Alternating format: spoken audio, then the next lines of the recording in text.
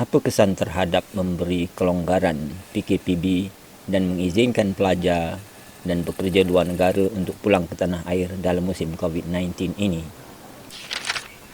Sebelum meneruskan tontonan video ini, sila subscribe, like, share dan komen.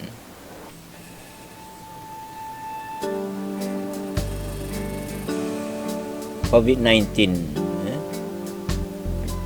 coronavirus pandemic. Setakat ini pada 18 hari bulan Mei 2020 ini, dunia telah mencatatkan 4.8 juta kes positif COVID-19 dengan kematian sebanyak 316,000 dan yang sembuh 1.8 juta orang. Di Malaysia, kes positif COVID-19 sudah mencapai 6,894 dengan kematian 113 orang. Kes yang sembuh adalah 5,571. Ini adalah graf yang menunjukkan kes baru setiap hari bagi Malaysia.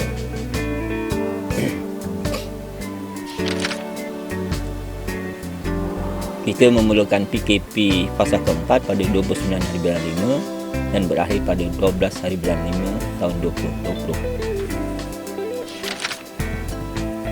Ini trend menurun sebelum PKP fasa keempat. Dia menurun cantik. Tapi pada permulaan fasa keempat, ini 29 hari bulan 5, kita mengizinkan pelajar dan pekerja luar negara, pekerja ni terutamanya di Singapura, pelajar-pelajar di luar negara untuk pulang ke tanah air.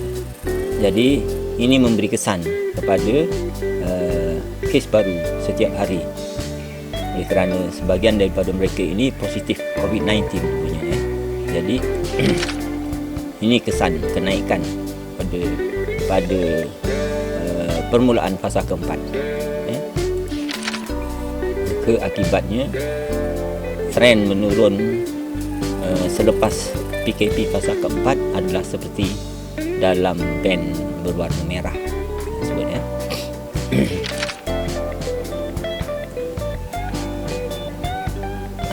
Jadi kita memulakan PKPB, Perintah Kawalan Pergerakan Bersyarat, bermula pada 4 hari bulan 5 yang lepas. Jadi sekarang 18 hari bulan, mana dah 2 minggu kita melalui menjalani PKPB ini. Jadi apakah kenaikan di sini ni? Kenaikan kes baru setiap hari di sini ni disebabkan oleh kelonggaran dari PKPB ini. Di situ yang kerajaan memberikan penekanan supaya SOP PKPB ini dipatuhi agar kerajaan tidak mengenakan semula PKP di masa akan datang. Jika sekiranya rakyat tidak mematuhi dan kesnya bertambah mendadak, maka kerajaan akan mengambil keputusan untuk mengenakan semula PKP.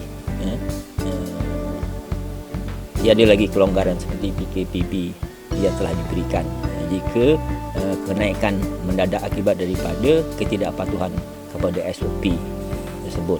Jadi untuk itu bersamalah kita supaya walaupun kita diberi kelonggaran di bawah PKPB ini, tetapi kita haruslah mematuhi SOP yang disediakan agar kita dapat terus mengawal merebaknya pandemik wabak coronavirus ini. Jadi kita dapat terus mendapat kelonggaran tersebut, mudah-mudahan. Ini graf yang menunjukkan kes aktif di Malaysia yang memang sedang menurun. Jadi ini adalah PKP fasa keempat. Fasa keempat yang mana di situ kita memberikan kelonggaran supaya pelajar-pelajar dan pekerja di luar negara terutama di Singapura dapat diberi peluang untuk izin pulang ke tanah air. Jadi akibatnya sebelum daripada PKP 4 ini, trend menurunnya adalah seperti garisan kelabu ni. Tetapi akibat daripada kelonggaran yang kita berikan itu mengizinkan pelajar dan pekerja luar negara itu pulang, maka trend menurun kes aktif. Jadi negara kita sudah berganjak kepada garisan warna merah. Jadi sekarang kita sudah berada di sini. Kalau tak, tapi kita kena realistik lah. Kita kena mengizinkan rakyat kita untuk pulang. Jadi walaupun kita berikan kelonggaran tersebut, tapi kita masih berada dalam keadaan yang terkawal. Jadi target kita pada sekitar hari raya nanti, iaitu sekitar pertengahan fasa kelima PKPB ini, kes aktif kita akan berada pada 1,000. Dan pada penghujung fasa kelima ataupun PKPB ini sekitar 9 hari bulan Jun nanti, kes aktif kita akan berada pada 500 kes. Mudah-mudahanlah kita berharapkan supaya ianya berada pada garisan merah ni atau ke bawah lah. Ini pengharapan kita. Ini PKPB fasa 5 bermula pada 13 hari bulan 5 hari itu. Mula di sini. Jadi kita sudah berada pada fasa kelima. PKPB cuma fasa kelima ini. Kali ini tempohnya terus 4 minggu. Jadi maknanya kelonggaran mengizinkan pelajar dan pekerja luar negara serta kelonggaran untuk mengizinkan aktiviti perniagaan dibuka, iaitu di bawah PKPB. Ianya mengubah graf trend menurun dari garisan kelabu ini kepada garisan warna merah. Jadi maknanya keadaan peningkatan kes tu masih terkawal. Jadi cuma kerajaan terus sentiasa mengingatkan rakyat supaya mematuhi SOP PKPB ini. Jika tidak, jika kenaikan kes nanti naik mendadak, maka berkemungkinan kita akan kembali kepada PKP, Perintah Kawalan Pergerakan. Tidak ada lagi kelonggaran. Jadi untuk itu kita perlulah untuk mematuhi SOP agar kita dapat terus memutuskan rantaian virus tersebut.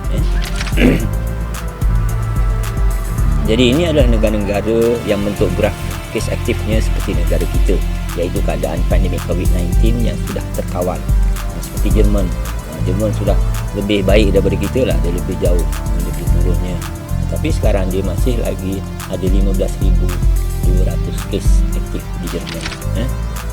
Selanjutnya di Spanyol, di Spain pun sudah menurun.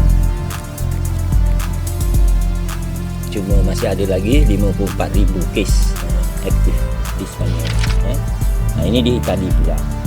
Di Itali masih ada 68,000 kes lagi, walaupun sudah menurun. Aktif kes di Turki pula sudah menurun. Masih ada lagi 35,000 kes. Negara-negara terawal terkesan dengan COVID-19 ini adalah seperti China. China sekarang hanya tinggal 86 kes yang aktif di negeri China lah, karena daripada satu ketika dulu hampir 60,000 kes, dan kes positif dia 80,000 lebih kan, 3 ke 81,000 gitu kan. Jadi sekarang keadaannya sudah terkawal lah. Ini di South Korea. South Korea masih ada lagi 900 kes. Jadi dah terkawal betul lah di sana. Dan satu lagi ini di Iran. Di Iran ini sudah menurun, tetapi kelihatannya sekarang ni menaik semula. Jadi perlukan perhatian di sana. Masih ada 18,000 kes lagi di Iran. Ini situasi berbeza di negara-negara lain pula. US pada satu ketika beberapa hari lalu ada penurunan, tetapi kelihatannya sekarang ni dia meningkat semula. Jadi kita ingatkan, kita mengharapkan apabila berlaku penurunan ini dia terus menurun, tapi tidak, rupanya dia terus meningkat, menaik semula. Cuma menurun satu hari nanti. Jadi masih lagi berada dalam keadaan bahaya. Dia dah 1 juta lebih sana. Ini keadaan di Rusia. Rusia pun sudah terus masih terus meningkat di Rusia kesnya. Di Itali memanglah sudah menurun. Dan di France dia sudah mendata dan mula mahu menurun di sini kesnya. Jadi begitulah situasi berbeza di negara-negara lain.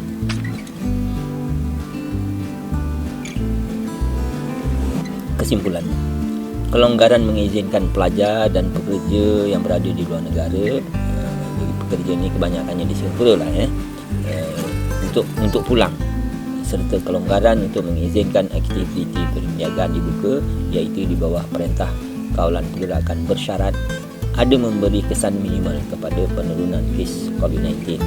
Walau bagaimanapun, kesan tersebut adalah terkawal. Jadi mudah-mudahan kita dapat terus mengawal. Jadi untuk itu kita perlulah untuk dalam keadaan kita di bawah Perintah Kawalan Pergerakan Bersyarat ini, perlulah kita untuk terus mematuhi SOP yang telah tersedia agar kita dapat memutuskan rantaian virus COVID-19 ini. Jadi sama-samalah kita berusaha agar negara kita terselamat daripada wabak COVID-19 ini.